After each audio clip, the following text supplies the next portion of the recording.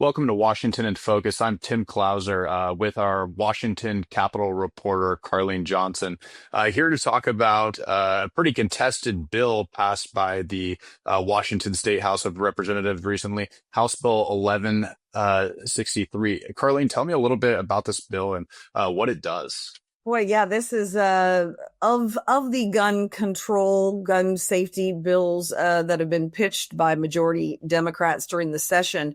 This one, HB 1163, by far the most contested, hotly debated. So it was brought up by majority Democrats on the House floor late last Friday. It was debated for hours, in fact, until about 2 a.m. the following morning. And then they resumed later in the day on Saturday to get this thing passed off the House floor. Party line vote, 58 to 38. Not a single Republican supported this permit to purchase, Tim. And they liken it to a gun registry, right? Because what you, a prospective gun buyer, will have to do now is go to the state patrol and apply. They'll do a background check there. You will pay a fee. We don't know what the fee is going to be as yet to get this permit. You will then have to also take a safety course. So there's lots of sort of hoops, if you will, that you're going to have to pass through and pay for a permit before you can then go to your local gun shop and buy, handgun, whatever kind of firearm you're looking for. So certainly, as Republicans see it, some things getting in the way of, your Washington State Constitution, Article 1, Section 24 right, which should be right, unabridged, or what's the wording for it? You have to help me with that, Tim. But, it shouldn't make it more difficult for someone to go out and purchase a firearm when they decide they want to. Mm-hmm. Like you said, the testimony on this from both sides stretched into more than one day. I'm assuming there was a number of amendments on this. Can you explain just what those were, and did any of them actually pass? Yeah, there were I think it was 27 amendments brought up by Republicans. Anything from one of the ones that I thought was fascinating, and I guess a couple of Democrats went along with the amendment, but ultimately it failed, was an amendment that said, okay, members of our military, our veterans, they've gone through extensive firearm training. They understand gun safety, right? These guys have done this. Men and women have done this. They've already proven themselves. And so why should they be forced to then go get a permit and take yet another gun safety class? That one went back and forth, and you had several Republican members of the House who are military veterans, and then also some former law enforcement who stood up and said, wait a minute, it doesn't make any sense to force these folks to have to jump through these hoops again when they've already done this and proven themselves and served their country. Many of them, combat veterans. It still was ultimately rejected, and the argument from Democrats who pushed back was to say, well, we shouldn't make it easier for military veterans to purchase a firearm without doing the permit and the safety class because we have a high rate of veteran suicide. So their argument was, having that delayed period of time might give someone pause, to not want to purchase that gun to take their own lives. That went back and forth, as you can imagine, very emotional debate, very heated debate. No argument that we have too many veterans who take their lives across this country every single day. You hear the stories, but the argument back from Republicans said, wait a minute, what we need is more support for our veterans, right? They need a community. They need, to be able to get in and get some mental health counseling. They don't need to prove themselves again capable of handling a firearm. So that argument, I should have said 27 amendments, I think it was. Only one ended up being ultimately adopted. And it was, like you say, it was after 2 a.m.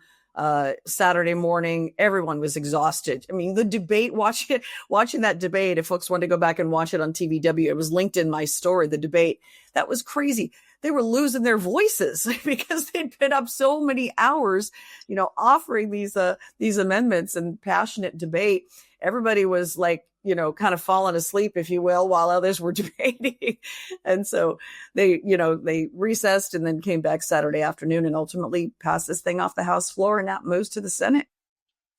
Now, did the lawmakers lay out their intent with this bill? You spoke on the intersection with suicide, and as we know, firearms are the leading cause of death among many age groups across the country. But was the intent with this bill to lower violent gun crime in terms of what's perpetrated against another person, or was this intended to mitigate suicide? Yeah, well, I guess both, right? You've got firearms related, obviously. A primary, way that someone takes their life is with a firearm. But the sponsor, Representative Liz Berry, she was the one who she just kept saying it's common sense. I think she said the leading cause of death for children and teens in the U.S. is gun violence. Not necessarily an inaccurate statement to make, but their contention that forcing folks to go and get a permit and take a gun safety class before they would purchase a firearm is going to reduce gun violence. The argument on the other side is that, you don't have law-abiding citizens out there committing crimes with guns, and it's law-abiding citizens who are going to be forced to have to go out and get a permit and take a gun safety class and, jump through these other hoops. And that was the other thing too, Tim, is this is going to put a burden on State Patrol. I think it's got like a $13.7 million fiscal note attached for them just to, have to process all of these permits. It's supposed to be 30 days. I think it's 60 days if you don't have a Washington state issued form of identification. But otherwise, 30 days, that's going to take some extra, State Patrol personnel to be processing all of these permits, and that's the fiscal note for that. But they haven't said what they're going to charge folks for the permit.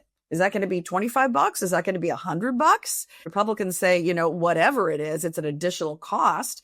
And they argue the background check's already done. For folks who, maybe haven't purchased a firearm, well, when you do go into the gun shop, there's already that 10-day waiting period. They're going to run the background on you. It's going to go to the database, the nationwide database, and they're going to see if there's anything in your background that should prohibit you from owning a firearm. So that's already done. So we're going to have the permit. We're going to have the safety course. You're still going to have the background check at the gun dealer. So you've got the minimum, 30 days at least for State Patrol to issue that permit. You're going to have to take the gun safety course. Could be a wait for that, right? That's going to have to go through one of the state approved safety courses. And then you're going to have to wait the 10 days, unless they're going to do away with that at the gun dealer to do the additional background check. So you're looking at like a month and a half from the time somebody, I don't want to, pardon the pun, pulls the trigger, decides to want to buy a firearm, to be able to actually, receive that gun, take ownership of that firearm. So this one's going to be interesting. It's going to go over to the House, it's going to go over to the Senate now after clearing out of the House. And I've spoken to several senators, GOP senators, that say they're going to fight this thing just as hard, if not harder, than they saw their colleagues on the House side do this past weekend. I mean, it took quite a bit to push it out of the House, despite not having any Republican support. I'm imagining that something similar will happen in the Senate. How likely is it that we see, or how soon should we see challenges on this? I mean, given it's tied to the Second Amendment and the Washington State Constitution as well, it seems like this will be highly contested in court. You are 100% right. I spoke last month with U.S. Law Shield, and the executive director told me, he said, the permit to purchase in Washington, and he was watching, there's like 5 different, gun safety bills that are moving their way through or have already cleared. We've had on the Senate side, we've had the, unlawful to carry in any place where children are likely to be present or could be present. So that one's already gone on the Senate side. But he said the permit to purchase in Washington, which a few other states have, Oregon, Massachusetts, I think New York, Illinois, have something similar. But he said the Washington permit to purchase was the most, the would have the farthest reaching consequences as far as he was concerned. And he said, no doubt. NRA has already come out and said they're going to be watching it. You've got, the Second Amendment Foundation, Bellevue-based Second Amendment Foundation. They're all over this.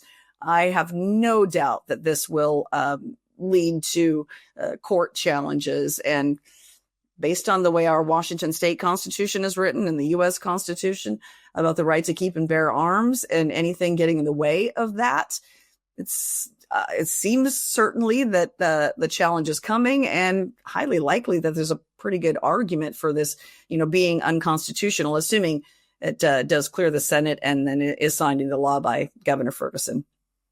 Well, Carlene, I appreciate your coverage on this and look forward to delving into it more as it makes its way through the Senate and potentially becomes signed into law. But thank you again. And this has been Washington in Focus.